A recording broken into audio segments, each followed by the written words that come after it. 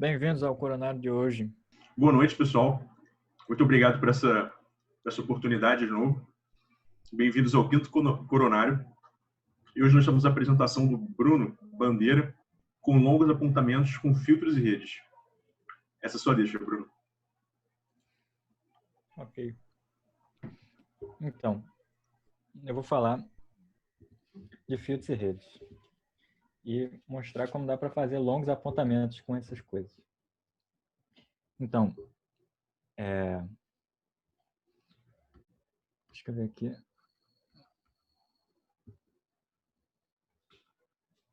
Tá meio travado.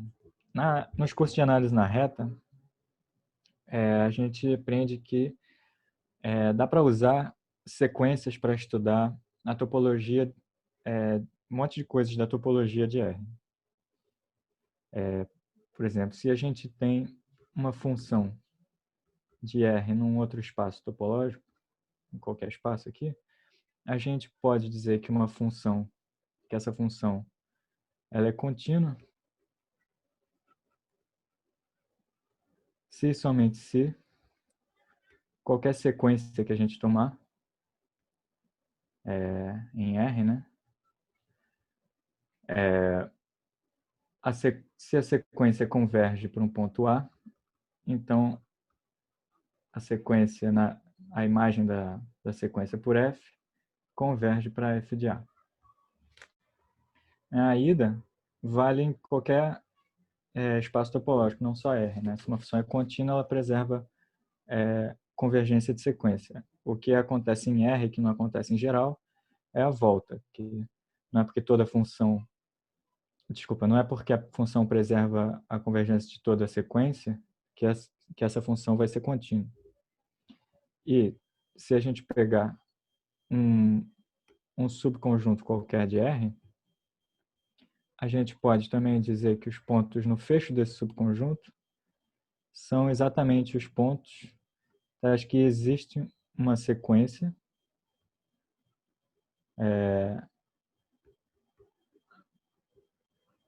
desculpa, uma sequência em R não, uma sequência em A, né?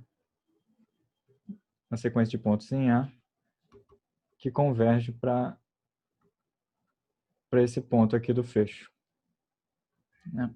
Essas coisas são equivalentes em R. Existir essa sequência e toda sequência ter convergência preservada pela continuidade da função. Então, essas coisas aqui, essas equivalências aqui, elas se generalizam para alguns espaços. Se a gente as equivalências anteriores, né, se generalizam para espaços métricos, trocando R por um espaço métrico, né?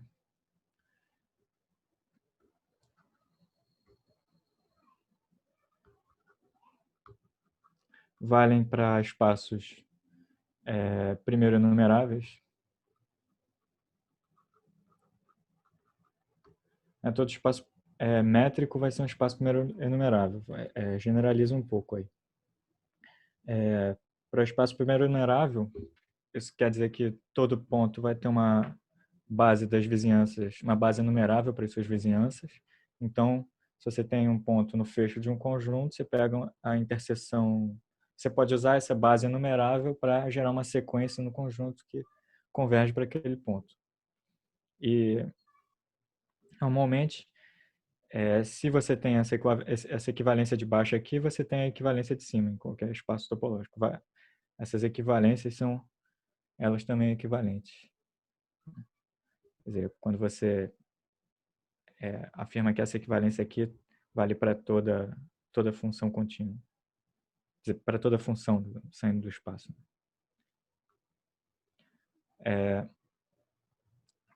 Então, em geral, se você tem um espaço topológico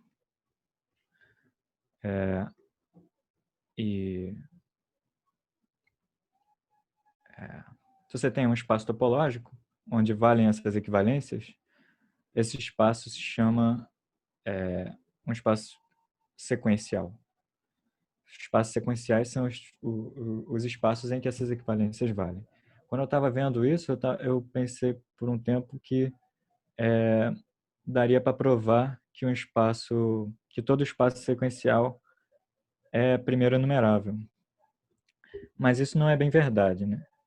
Porque aí depois eu descobri com uns exemplos na internet aí, que se você pegar, por exemplo, um conjunto enumerável de círculos que se intersecam num ponto, né? Você pega um conjunto enumerável de círculos aqui que se intersecam num ponto, esse espaço aqui, isso aqui é infinito, né?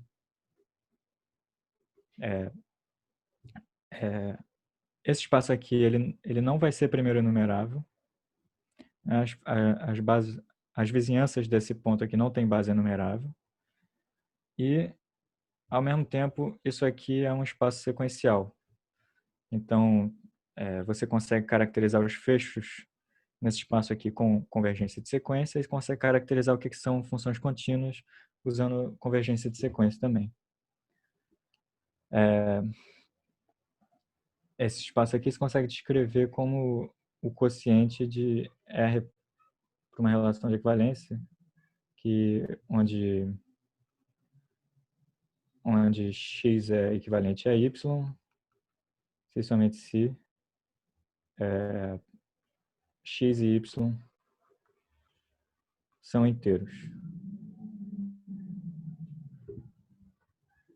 Né? Você colapsa todos os inteiros de R num ponto só, que vai ser esse ponto aqui da interseção dos círculos, e os intervalos entre inteiros consecutivos vão virar esses círculos aqui. Aí você vai ter uma coleção enumerável de círculos. E uma coisa que eu vi na Wikipédia, para completar, é que os espaços sequenciais são exatamente os espaços que são quocientes de espaços métricos. Mas isso eu não sei muito bem eu não vi a referência disso, eu não sei nem se é verdade, eu li isso na Wikipédia. Assim. Mas não é bem sobre isso a apresentação. Então, por que não dá para caracterizar fecho? Por que os espaços... Como é que são espaços que não são sequenciais, né? A gente já viu exemplos disso em cursos... Normalmente se vê exemplos disso em cursos de topologia. Por exemplo, se a gente pegar o produto cartesiano desse espaço discreto aqui com dois pontos, indexado por um conjunto não enumerável, vou pegar R,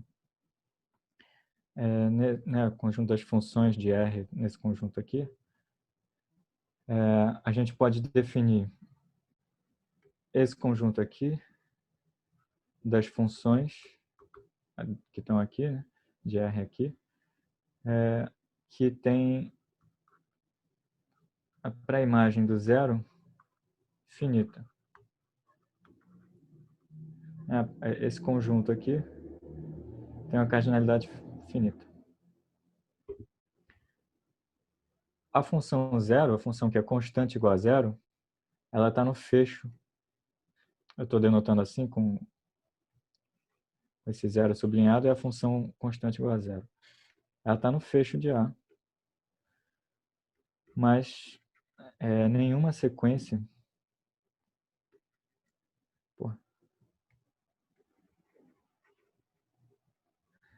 Nenhuma sequência xn em A converge...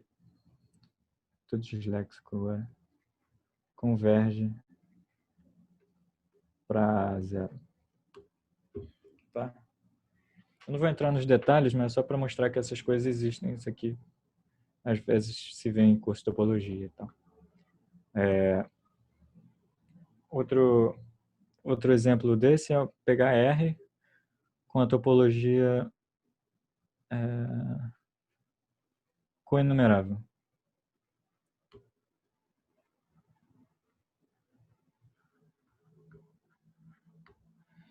A topologia coenumerável é a topologia em que os abertos são os conjuntos que têm complementar enumerável. O complemento dos abertos são enumeráveis. E tem que adicionar o vazio aí também, porque o vazio não tem complementar enumerável, mas aí você adiciona o vazio e vira uma topologia. Nessa topologia aqui, se a gente pega um ponto qualquer, vou pegar o 1, nenhum ponto vai ter uma base enumerável de vizinhanças. Então, bom, não que isso garanta nada, mas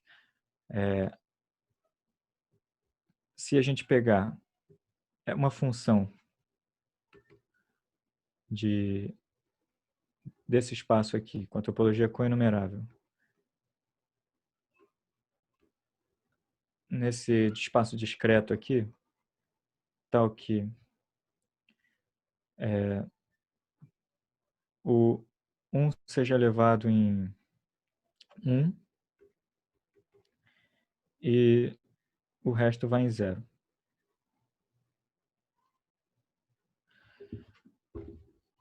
Com essa função aqui, ela não é contínua, né? Porque se eu pegar a pré-imagem desse aberto aqui, isso aqui é um aberto nesse conjunto discreto, vai ser justamente 1. Né? O único ponto que vai em 1. E isso aqui não é um aberto na topologia coenumerável, que o complementar disso aqui não é enumerável. Mas toda sequência, se eu pegar uma sequência qualquer,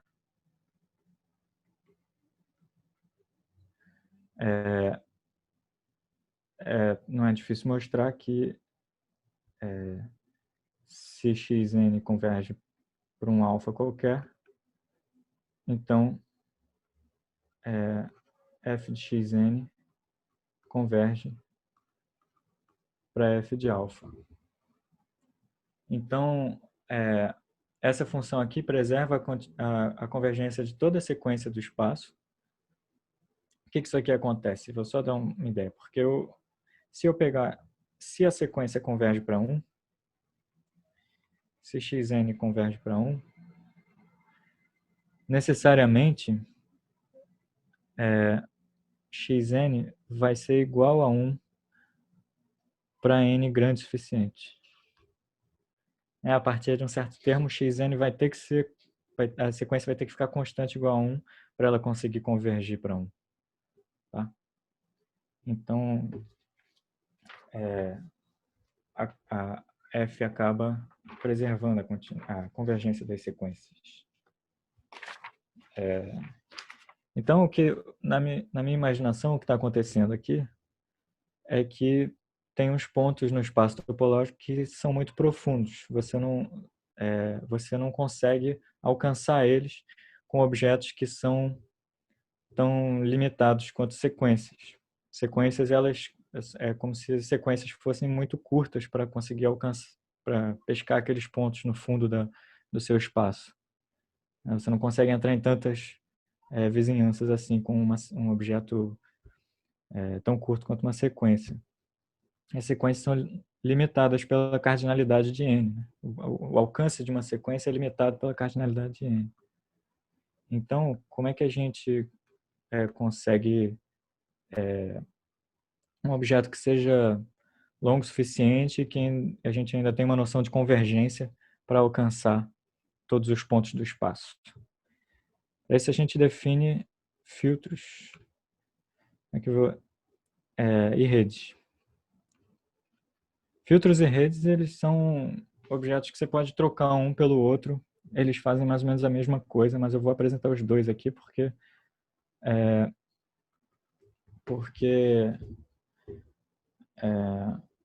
um pode ser mais útil em algumas situações do que o outro. Né? A gente não, dependendo da situação, você pode naturalmente ter uma rede ou naturalmente ter um filtro. Então, para definir uma rede, vamos começar aqui definindo uma rede. Vamos definir, então, uma rede é uma função de um conjunto direcionado no seu espaço topológico. Então, vamos definir o que é um conjunto direcionado antes. Um conjunto direcionado é um par aqui com um conjunto e uma relação binária aqui. Um conjunto direcionado se três coisas acontecerem. Né? Se isso aqui for um conjunto, isso aqui for uma relação binária, tal que for a relação binária, né? Tal que for uma relação binária, tal que não, reflexiva, né? Quer dizer que para todo x em D, x menor ou igual que x, transitiva, né? Vocês sabem o que é transitiva? Peraí, tá, vou escrever aqui. X menor que y e y menor ou igual que z implica que x é menor ou igual que z. Então, isso faz com que essa relação seja uma pré-ordem já. A gente não se importa muito com antissimetria, ela não importa aqui. A gente não pede que seja, porque facilita algumas definições depois também, que ela não precise ser. E o mais importante é que ela seja direcionada. O que significa isso? Ih, caraca. Vai acabar o tempo, né? Se eu pegar dois pontos do conjunto direcionado, vai ter que existir um terceiro ponto, tal que é maior do que os dois ao mesmo tempo, tá? Então, isso é mais fraco do que pedir que a ordem seja total. Se a ordem total, você tem dado dois pontos, tem um necessariamente que é maior ou igual ao outro. Né? Você tem que conseguir comparar os dois pontos sempre. Aqui, direcionado é mais fraco que isso. Não precisa sempre poder comparar os dois. Mas se você tiver dois pontos, tem que ter um terceiro necessariamente. Não necessariamente diferente dos dois. Mas tem que ter um terceiro que é maior do que os dois ao mesmo tempo. Tem que ter uma cota superior para aqueles dois ali. Sempre. E, com isso, a gente define aqui uma rede em um conjunto X é uma função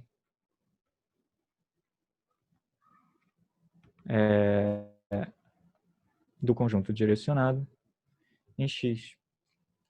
Então, essa parte aqui de ser direcionado vai dar uma ponta para a rede, vai dar uma direção para onde ela está convergindo. E aí, da mesma forma que a gente tem uma sequência, uma função de n em X, uma rede é uma função de um conjunto direcionado qualquer em X. Né? Esse conjunto direcionado aqui pode ser qualquer coisa direcionada. E agora vamos ver o que é um filtro.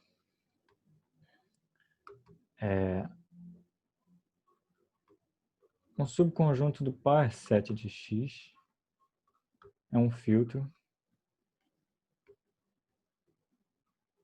em X se três coisas acontecerem também. O filtro ele tem que ser fechado para cima. O que isso quer dizer? Que para qualquer conjunto do filtro, se tiver um conjunto no power set se tiver um subconjunto de X, né, que é maior do que A, que está no meu filtro, então, necessariamente, esse conjunto B vai ter que estar no filtro também.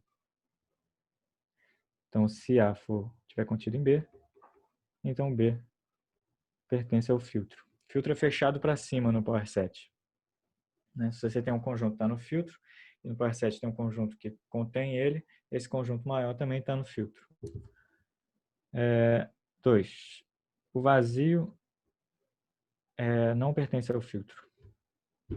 Tá? Para não cair nos casos triviais. Às vezes definem filtro sem essa condição aqui. Tá? Isso aqui não é um consenso, mas eu vou botar.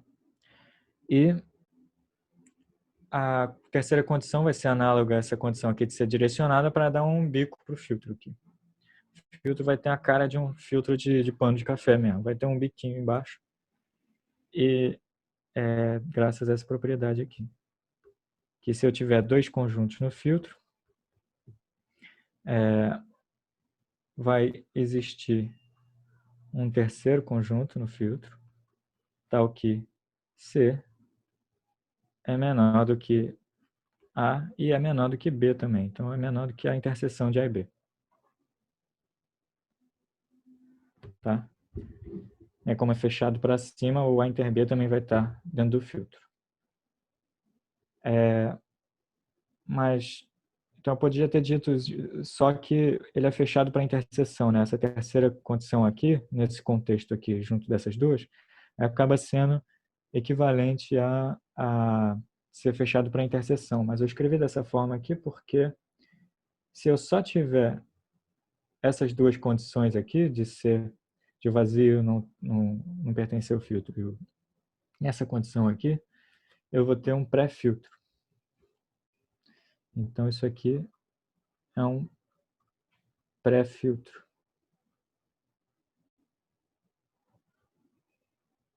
Meio feio isso aqui, mas é isso aí.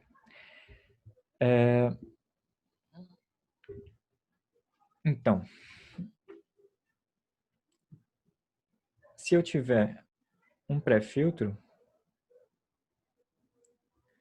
só uma observação aqui. Se B é pré-filtro,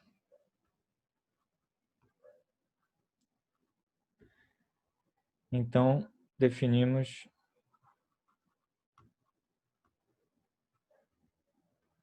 o conjunto com uma setinha apontando para cima aqui, é o filtro gerado por B. Para ser um pré-filtro quer dizer que é quase um filtro, falta você fechar para cima, você pegar os conjuntos que faltam, né? Então aqui a gente vai fechar para cima o conjunto. Então é o conjunto dos subconjuntos de X, tais que existe algum elemento do pré-filtro B que é menor do que o Y. Certo? Então a gente fechou para cima o conjunto e transformou num filtro. Então, vamos pegar um exemplo aqui. Um exemplo de um filtro só.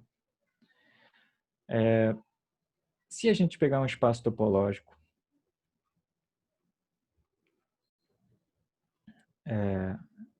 e um ponto do espaço, a gente vai denotar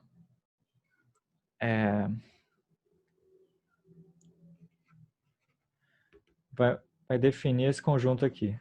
Eu vou denotar assim, n com um x aqui é o conjunto das vizinhanças de x. Né? É o conjunto dos subconjuntos de x, tais que x pertence ao interior de y.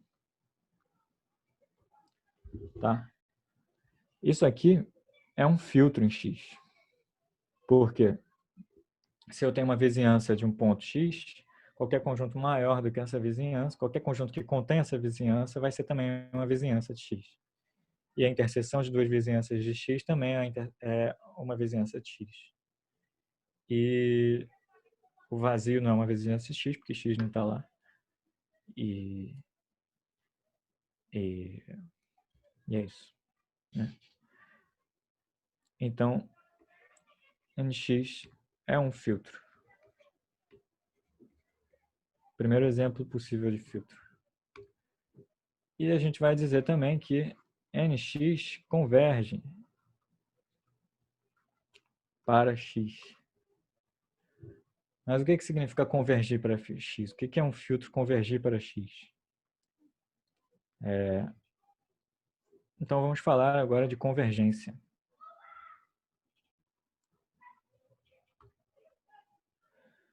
Certo? Convergência. Se eu tenho um filtro, eu tenho um monte de subconjuntos de um espaço X. Aqui em cima eu vou ter o espaço X todo.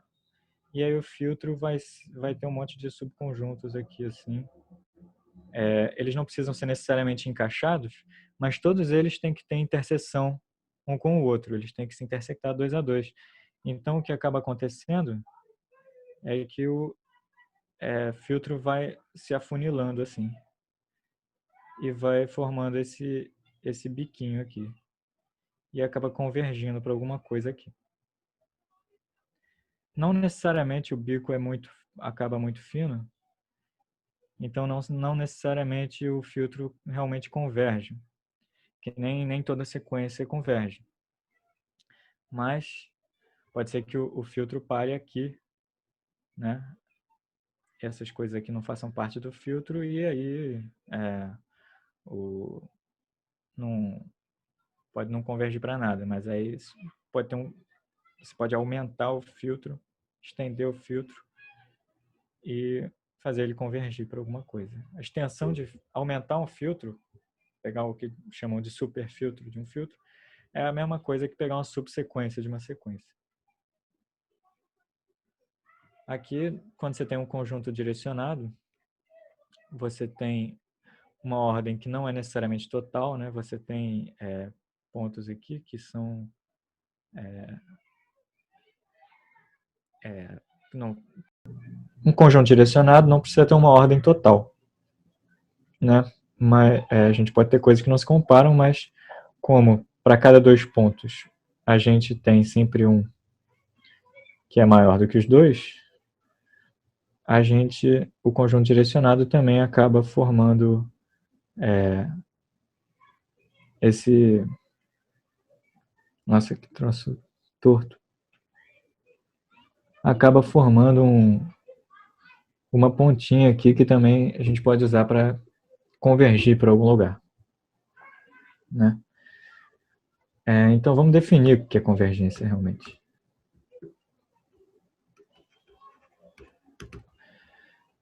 Tá, vamos pegar aqui um espaço topológico.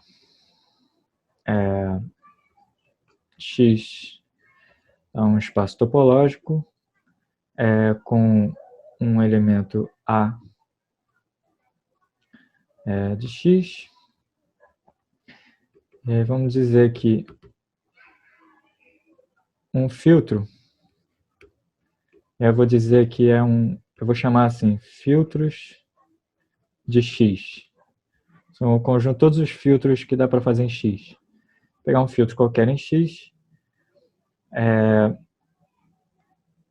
F converge para A, se, e essa é a definição de convergência mais elegante possível no mundo, que é simplesmente que o filtro das vizinhanças de A está contido em F. Só isso. Né? O filtro de vizinhança de A, então, é o menor filtro que converge para A. E isso significa que para qualquer vizinhança de A partir de um momento, os conjuntos do filtro F ficam... Os menores conjuntos do filtro F vão caber naquela vizinhança que você pegou de A. Tá? E a gente vai notar, notamos que F converge para A. E a gente vai definir o conjunto limite de um filtro F como sendo o conjunto dos pontos do espaço tais que F converge para X. Conjuntos de pontos tais que F converge para X. Esse conjunto, por que a gente está usando um conjunto aqui, né? Não simplesmente o ponto? Porque se F não convergir, esse conjunto aqui vai ser vazio. E se o espaço não for Hausdorff, pode ser que o limite não seja único. O espaço ser Hausdorff garante que sequências tenham limite único e também vai garantir que filtros tenham limite único. E que redes tenham limite único. Então, Da mesma forma, a gente vai pegar aquele mesmo espaço topológico, um ponto no espaço, vou pegar V, um conjunto direcionado,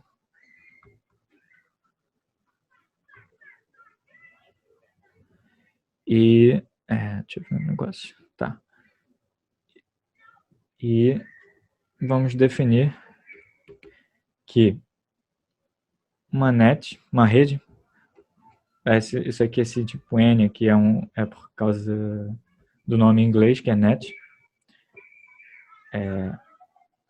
né, que é uma função desse conjunto direcionado para x, converge para A, se, e aí a condição é totalmente análoga à de convergência de sequências, né? Se a gente pegar uma vizinhança qualquer de A, vai ter que ter um ponto a partir do qual a rede cai toda dentro dessa vizinhança. Então, para todo elemento do conjunto direcionado aqui, se D for maior ou igual que D0, então a rede em D cai dentro do... Nossa. Cai dentro... Ah, caraca. É porque tá perto da borda aqui. Vou mudar isso para cá. Para todo ponto maior do que D, se o ponto está depois de D0, então a rede naquele ponto cai dentro da vizinhança de A. Certo? A definição é totalmente copiada da definição de convergência de sequências. A gente vai notar que a rede converge para A, se isso acontecer, e definimos o conjunto limite da rede da mesma forma. A gente vai notar assim, ND, com D variando no conjunto direcionado, é o conjunto dos pontos acho que a rede converge para X. Tá, então vamos ver uns exemplos. Vamos pegar um exemplo de um filtro convergindo. Em R, exemplo bobo aqui. Se a gente pegar os intervalos na topologia usual de R, né? Os intervalos da forma 0x com x positivo. Isso aqui, se a gente pegar todos os intervalos dessa forma, a gente tem um pré-filtro em R. Né? Porque interseção de intervalos dessa forma também é dessa forma, e como x é necessariamente positivo, isso aqui não pode ser vazio. Então, se a gente fecha para cima, isso aqui vira um filtro, que a gente vai chamar de G. E G vai convergir para zero. Porque se a gente pegar uma vizinhança qualquer de zero, vai caber um intervalinho dessa forma aqui dentro dessa vizinhança, e, portanto, vai conter esse intervalinho, então vai estar no filtro gerado pelo pré-filtro desses intervalinhos. Certo? Nenhum desses conjuntos aqui contém o ponto zero, mas os menorzinhos ficam coladinhos ali no zero, então converte para o zero. Isso é um exemplo. Vamos dar um exemplo de uma rede convergindo. Né? Exemplo, qualquer sequência é um exemplo. Se a gente pegar aquela sequência que se dá muito em exemplo em cursinho de análise, menos 1 elevado a n, essa sequência, com n conjunto direcionado pela ordem usual de n, essa sequência aqui não converge, né? Porque ela fica alternando entre -1 e 1, e quando não importa quão grande seja n, ela vai continuar alternando entre -1 e 1, não vai convergir. Mas, se a gente mudar a relação aqui para a relação de divisibilidade, por exemplo, essa rede aqui, né, que eu vou escrever direito aqui embaixo,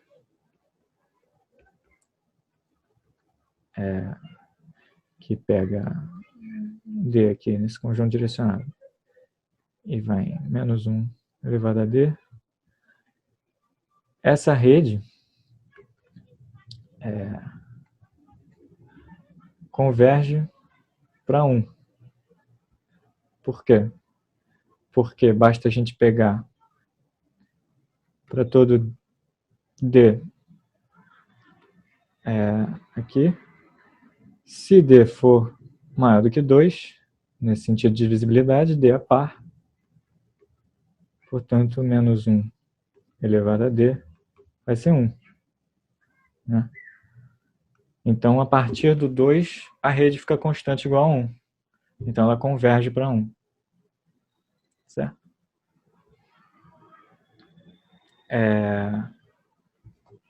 Então, o que dá para fazer com essas coisas? Para que serve isso? Aquelas coisas que a gente não conseguia caracterizar antes, consequências, a gente vai poder caracterizar com filtros e redes, convergência de filtros e redes.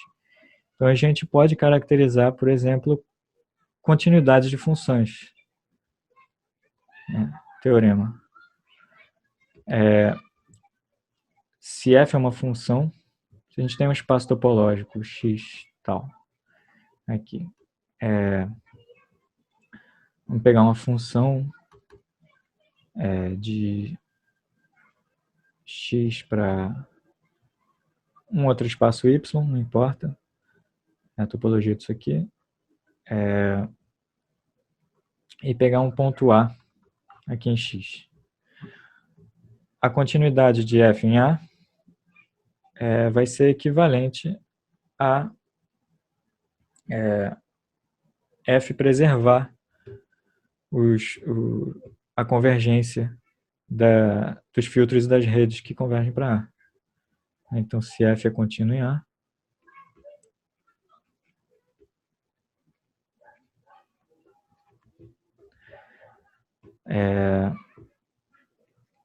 é equivalente a dizer que para qualquer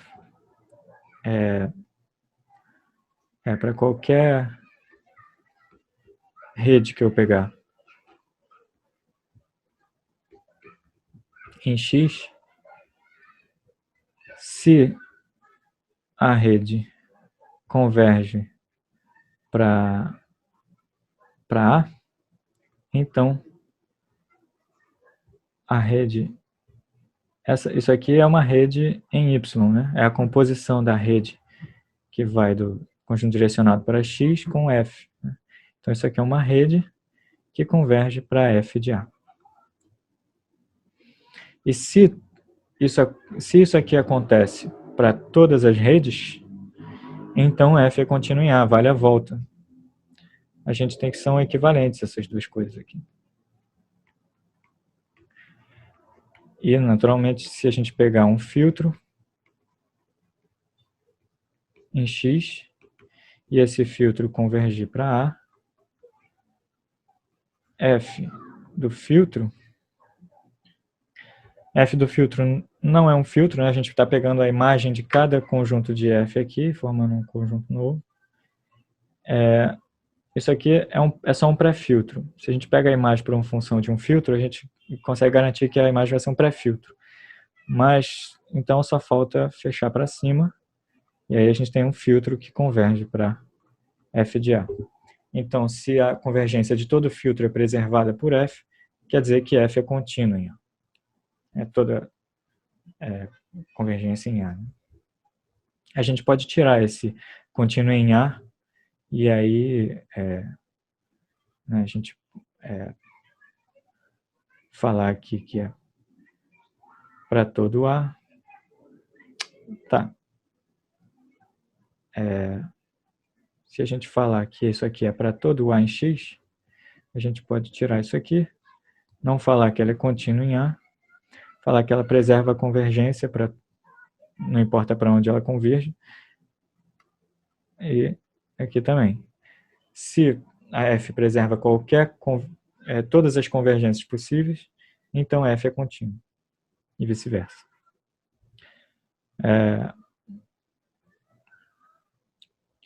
Outra coisa que dá para caracterizar. Ainda no espaço topológico, se a gente pegar um subconjunto de X, a gente tem que os pontos do fecho de A vão ser exatamente os pontos das que existe uma rede em A, né, com pontos de A, que converge para A. E equivalentemente também vai estar no fecho somente se existir um filtro que só passa por pontos de A, e esse filtro vai... Quando a gente leva o filtro para... O filtro em A não vai ser um filtro em X, né? Mas a gente inclui ele lá e fecha para cima, ele vira um filtro em X. Vou dizer simplesmente aqui que é um... Tá, vou botar uma setinha aqui, só para ser rigoroso. Esse filtro também converge para... Quer dizer, vai existir um filtro que converge para lá. É um filtro em A. Aqui, essa seta aqui é porque eu estou fechando para cima em X.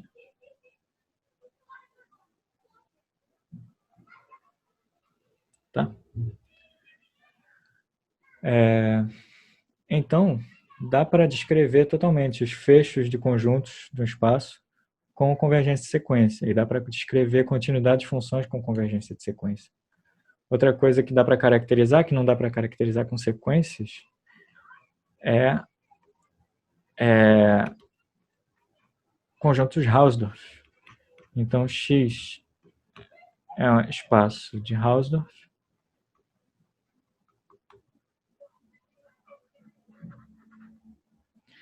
Se só se... Nossa. Para todo filtro, para toda rede, estou botando as redes primeiro, para toda rede em X, o limite da rede for único. Então, a rede pode não convergir, tá? A rede pode não convergir, mas se convergir, o limite dela é único. Então, o conjunto limite tem no máximo um elemento. Se somente se, de novo, todo filtro em X tiver limite único.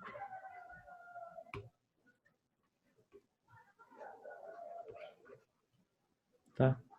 Aqui, quando eu escrevo conjunto de redes em X, eu estou considerando todos os conjuntos dirigidos possíveis. Né? Não estou fixando um conjunto dirigido, estou pegando todos os conjuntos dirigidos possíveis, estou juntando tudo aqui, isso aqui forma uma classe de redes, não dá para dizer que é um conjunto.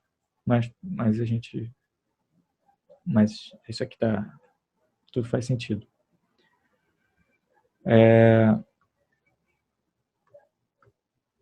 Os filtros, sim, dá para dizer que é um conjunto, né? Porque não tem essa variação toda de um monte de conjuntos dirigidos. Né? Você tem um subconjunto de um power set, de um power set, de um power set, de alguma coisa.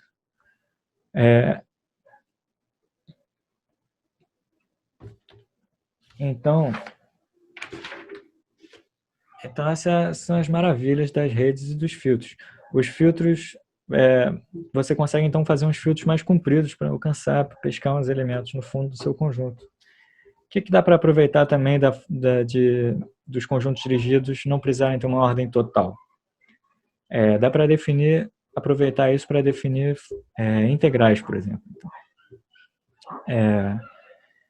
Se a gente quiser definir uma integral, eu vou ser rápido aqui por causa do tempo, então não vou entrar em quase detalhe nenhum, mas a gente pode pegar, se a gente tiver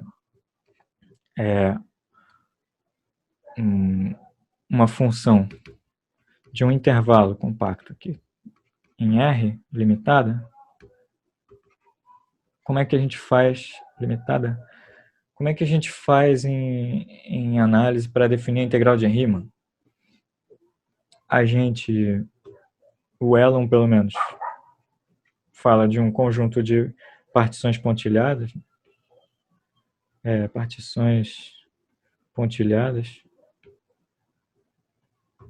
que separa o intervalo I numa quantidade finita de intervalos e pega um ponto dentro de cada intervalo. E aí o conjunto de todas as partições pontilhadas assim forma esse conjunto aqui, que eu estou chamando de P com esses dois traços. Partições pontilhadas de I. E aí você define umas somas lá de F e dado uma partição em P, aqui dentro, né? Partição pontilhada ali, como uma soma de F de TI, isso aqui é o ponto que está dentro do intervalo, vezes o tamanho do intervalo lá, né? E define uma coisa assim, e define a integral como sendo uma maracutaia com isso aqui. Só que a gente pode dizer que esse P aqui é um conjunto direcionado, porque o próprio Elon mesmo mostra que você tem uma relação entre duas partições, de uma poder ser um refinamento da outra, e aí isso te dá uma relação, uma pré-ordem dirigida lá, isso aqui se torna um conjunto dirigido, e a gente pode definir, então, a integral de f como sendo o limite com P nesse conjunto dirigido aqui, é o limite dessa rede aqui. Certo? E qual é a vantagem de fazer isso? A vantagem é que a gente sabe que isso aqui é um limite de redes. Se você tiver uma função contínua aqui, se você estiver trabalhando com essas expressões aqui, esses somatórios aqui doidos, você tiver uma soma que você quiser separar em dois limites, você pode, porque a soma é contínua em R, então ela comuta com esse limite aqui. Qualquer função contínua que você tiver aqui dentro, você queira passar para fora, você vai comutar com esse limite aqui, então você vai poder fazer umas contas. Uma outra coisa que eu estava vendo ontem, que eu já tinha conversado uma vez com o Matheus, acho, é que para usar essa mesma ideia para definir integral em espaço medido.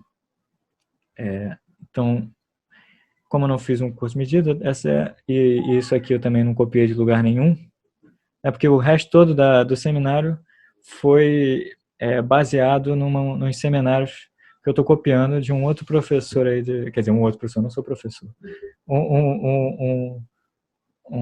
do Renan Mesa Barba, que é professor lá da UFES, lá do Espírito Santo, e ele deu uns seminários, e que eu achei bacana mostrando tudo isso aqui, e aí boa parte do seminário foi copiado dele. Mas essa última parte aqui eu não copiei de lugar nenhum e pode estar muito errado. Mas se a gente pegar um conjunto X, um espaço de medida, né? Isso aqui são os conjuntos conjunto de subconjuntos mensuráveis de X e uma medida.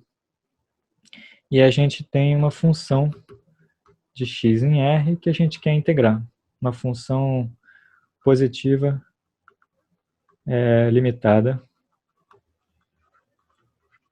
que é a partir dessas funções positivas limitadas que a gente define a integral mais em geral, né? Pode ser. E como é que a gente faz isso? A gente pode pegar um conjunto de funções simples,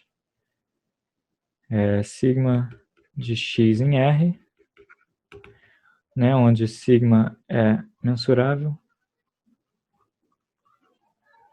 e a imagem de sigma, o conjunto imagem é finito, né? Então, são as funções escada.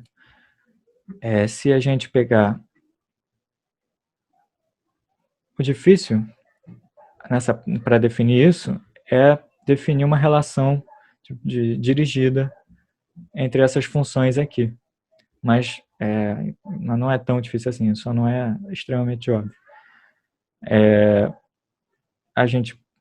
Se a gente quer integrar f, a gente define o conjunto S f das funções sigma, nesse S aqui, tais que sigma de x é menor ou igual do que f de x para todo x em x.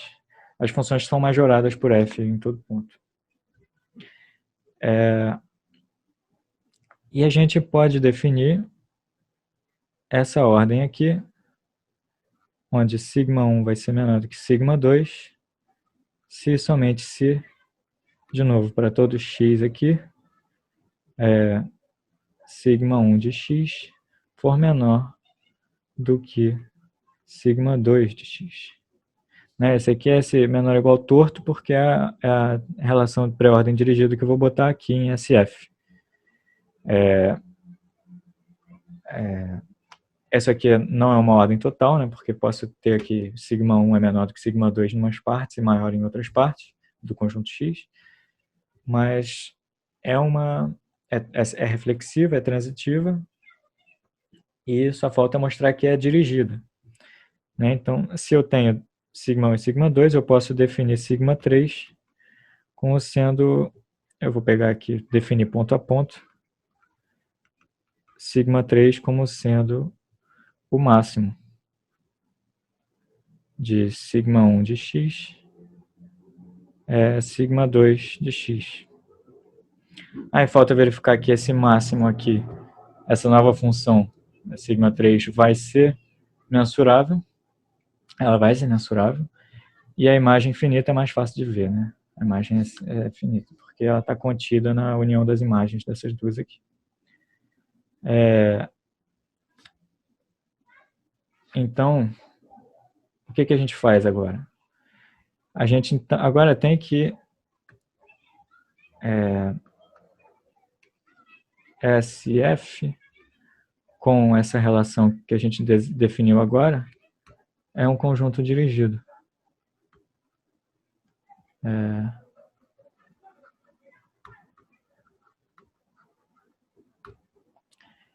E então a gente pode definir a integral de f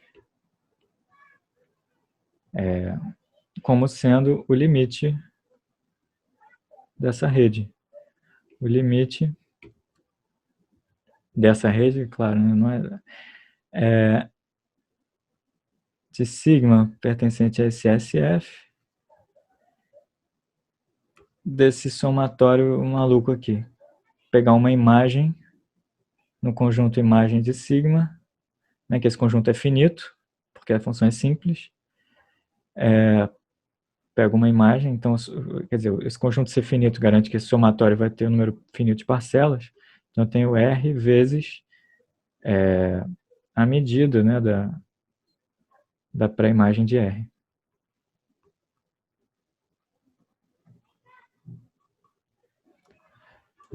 E aí, de novo, eu acho que isso está certo, né, mas eu não,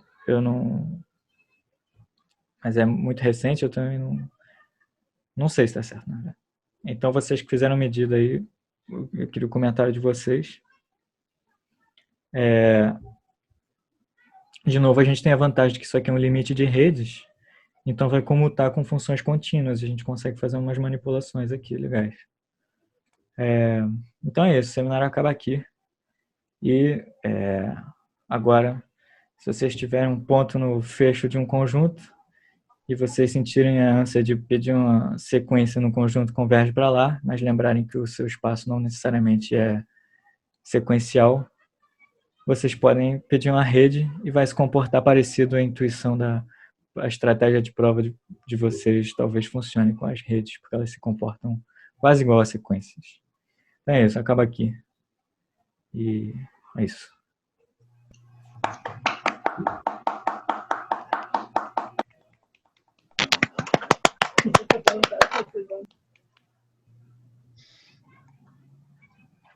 Então, obrigado, Bruno. Alguém tem alguma pergunta?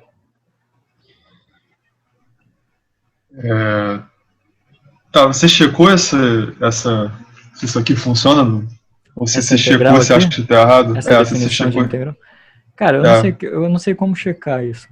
Como assim checar?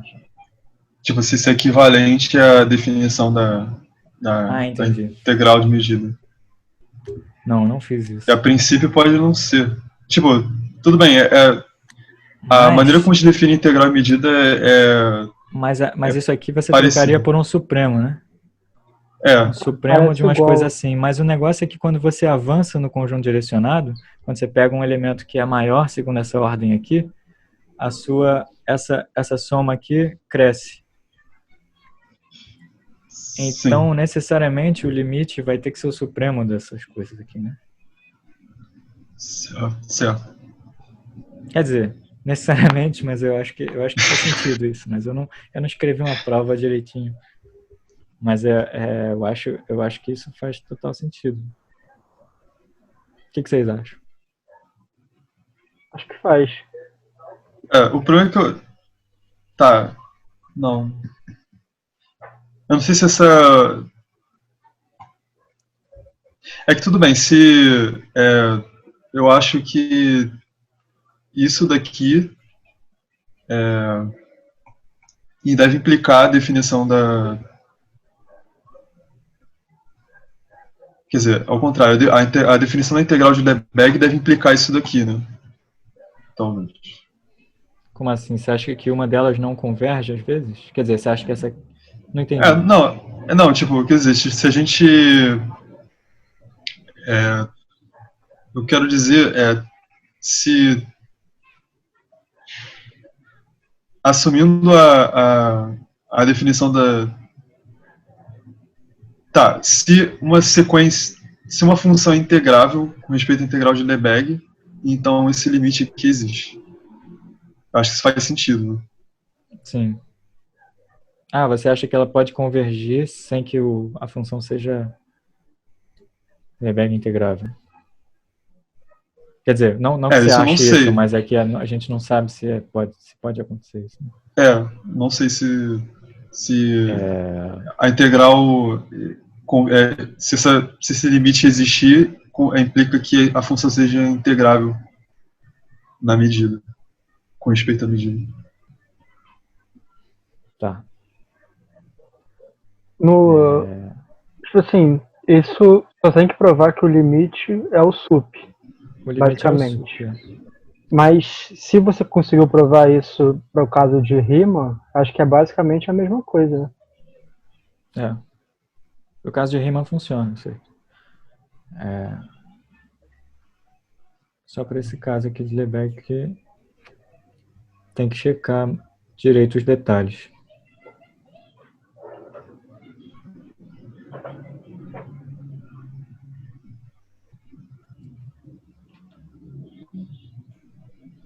Acho que tá...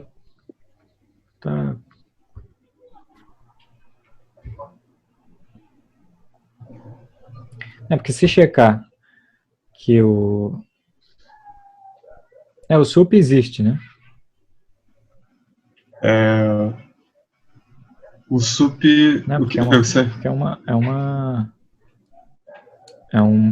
você considera um infinito limitado, junto. Né? O sup sempre existe. Então, quando é que a função não teria a integral de Lebesgue? Você está querendo dizer que onde o sup existe aqui nessa definição? Que com essas condições aqui, a integral de Lebesgue existe, não? Você está supondo que é limitada, né? Estou supondo que é limitada. Não, aí nesse caso, sim, a definição é... Então o sup sempre existe e o limite lá é o sup. Sim. Aí nesse caso é análogo, só que em contextos mais gerais você pode ter uma função que não seja limitada, né? Sim, mas se essa definição aqui coincide nesse caso básico aqui com a integral de Lebesgue, se os outros casos são construídos a partir dessa definição de integral, tudo vai se desenrolar igual. Certo, tá. Quer dizer, depende caso a caso. Isso aqui é só um... Tem que ver se você define a partir realmente disso aqui só. Eu acho que nesse caso aí que você botou, isso com quase 100% de certeza é igual. Coincide com a... Uhum. Mas é porque, tipo, quando você faz com os medidas, tipo, você pega uma função mensurável qualquer, entendeu? Uhum. Você define a integral para uma função mensurável, não necessariamente limitada, Uhum. né?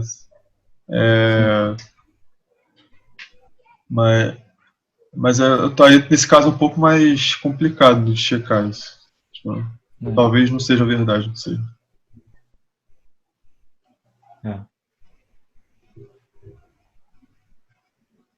A gente pode ver isso aí depois com calma. Pô, tem uma pergunta. Foi mal. Pergunta aí. Cara, você falou sobre a questão de continuidade aí, e aí você tipo, apresentou uma outra definição usando redes, etc. Quando você olha para a continuidade do jeito que a gente está mais acostumado, ou na topologia, falando de imagem de um aberto, né? A pré-imagem de um aberto, tem que ser aberto. Tipo, essa visão aí, ela traz uma outra ideia, ela traz uma outra interpretação de continuidade, ou é exatamente a mesma coisa? Porque, tipo, lá naquele exemplo que você tinha mandado anteriormente, você viu que uma sequência ali, ela tinha limite, né? Quer dizer, ela não tinha limite, no caso normal na análise, e quando você procurou o limite dessa outra forma, ela teve o limite aqui, ela teve um limite, nesse sentido. É outra rede, né? Não é a mesma rede. Quer dizer, é a mesma função, né? Mas a gente está considerando outro conjunto direcionado aqui. É como se a gente estivesse falando que uma função entre dois conjuntos. Quando você considera uma topologia no domínio, a função é contínua. Quando você considera outra topologia naquele domínio, ela não é mais contínua. Aqui a gente tem a mesma função, né, entre esses conjuntos, mas quando a gente leva em consideração que está implícito aqui, que tem uma certa ordem aqui, é essa ordem que vai dizer se ela converge para algum lugar ou não. É quando a gente escolhe essa ordem aqui, essa rede não converge. Mas se a gente estrutura o conjunto direcionado com essa ordem da divisibilidade, ela converge para 1. E a mesma coisa acontece com a ideia de continuidade que você apresenta depois, né? Como assim? Essa ideia de continuidade é tipo, não é olhar de outra forma, né? Essa é exatamente tipo. Essa é a continuidade normal. Que a gente conhece normal. A definição usual de continuidade é equivalente a dizer que F preserva a convergência de todas as redes. Quer dizer, o limite de redes comuta com F, né? Você pode dizer dessa forma.